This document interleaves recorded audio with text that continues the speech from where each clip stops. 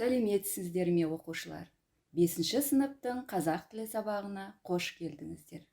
Сіздермен бірге қазақ тілі мен әдебиет пәнінің мұғалімі Ситалиева Шамшырақ. Біз бүгін бос уақыт және хобби атты 5-ші бөлімді өтеміз.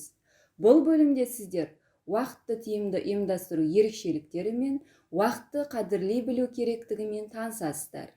Ендеше 5-ші бөлімнің 1-ші сабағын бастаймыз. Оқушылар, экрандағы суреттер арқылы бүгінгі сабақ тақырыбына болжам жасайық. Экранға назар аударсаңыздар, құм сағат, сағат бақытымен қозғалып бара жатқан адамды, сағат уақытын тоқтатпақ болған адамның суретін көріп отырсыздар. Осы суреттерде ортақ тақырып не деп ойлайсыздар? Жарайсыздар балалар, өз болжамдарыңызды дұрыс айттыңыздар. Сабағымыздың тақырыбы уақыт алға жетелейді. Сабағымыздың мақсаты мәтін мазмұны негізінде сұрақтарға жауап бересіздер. Көтерілген мәселе жөнінде өз ойларыңызды айтасыздар. Жұрнақ жалғану арқылы жасалған туынды сөздерді және күрделі сөздерді жазбаша жұмыста қолданасыздар. Оқушылар, ми шабуыл әдісі арқылы сұрақтарға жауап берейік. Уақытты тиімді өткізу дегенді қалай түсінесіздер? Жарайсыздар балалар, өте жақсы жауап. Қалай ойлайсыздар? Уақытты жоспарламаса не болуы мүмкін? Өте жақсы. Дұрыс айтасыздар балалар. Уақытты жоспарламаса үлгермеушілік болады. Өз уақытымды тиімді өткіземін деп ойлайсыз ба? Жарайсыздар балалар. Өз уақыттарыңызды тиімді өткізеді екенсіздер. Оқушылар, келесі тапсырмаға көшейік. Мәтінді мұқият тыңдап, мәтін мазмұны негізінде сұрақтарға жауап беріңіздер. Әрбір адам өз өмірінің бір күнін, бір сағатын бос өткізбеу керек. Біз үшін әрбір уақыт қадірлі, себебі уақыт бізбен санаспайды, жылжып өтіп кетеді. Өз болашағыңа жауапкершілікпен қарайтын адам уақытын құр өткізбеуге, кемелдендіруге, ізденіске жұмсайды. Әлі уақыт бар ғой деп бүгінгі істі ертеңге қалдырып жатамыз. Бірақ өмір қамшының сабындай ғана, ол біреу-ақ. Зымырай шапқан асаудың мойнындағы арқандай шұбатылып, ол тез кетпек. Оны өз тұсынан өте бергенде бас салмасаң, өтіп кеткеннен кейін қусаң да жете алмайсың. Адам баласы байлығынан, бақ-дәулетінен айырылғанда қатты налиды, ал асыл уақытының мән-мағынасыз өтіп жатқанын елең қылмайды.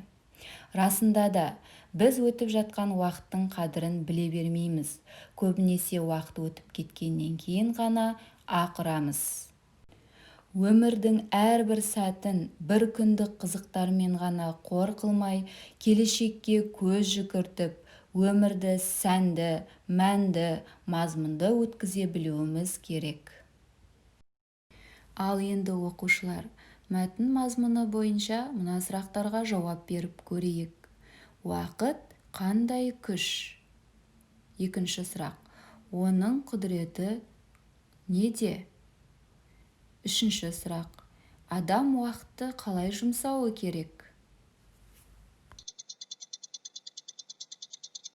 Оқушылар, жауаптарыңыз дайын болса, ықтимал жауаптармен салыстырып көрейік. Уақыт қандай күш? Уақыт адамды алға жетелеуші күш. Оның құдіреті неде? Бағалай білсең басыңа бақ қонады, арманыңа жетесің. Адам уақытты қалай жұмсауы керек? Өзі үшін де, өзгелері үшін де игіліктер жасауға жұмсауы керек. Оқушылар, оқу мақсатына жету үшін келесі тапсырманы орындаймыз. Мәтінді екінші рет тыңдаңыздар. Мәтіндегі көтерілген мәселені анықтап, оны кестенің көтерілген мәселе бағанына, ал сол мәселеге өз пікірлеріңізді менің пікірім бағанына жазыңыздар. Оқушылар, жауаптарыңыз дайын болды деген ойдамын.